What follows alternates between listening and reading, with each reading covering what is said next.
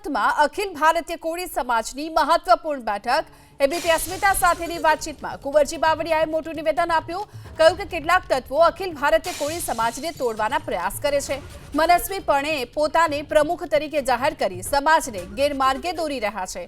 સુરતમાં પણ અખિલ ભારતીય કોળી સમાજના પ્રમુખ બની બેઠા હોવાની વાત કુંવરજી બાવળિયાએ કરી છે। કોર્ટમાં કેસ ચાલી રહ્યો છે, વહેલી તકે નિવેડો આવશે તેવી પણ વાત કરી।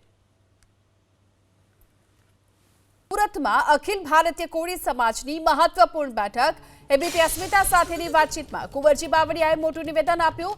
કહ્યું કે કેટલાક તત્વો અખિલ ભારતીય કોળી સમાજને તોડવાના પ્રયાસ કરે છે।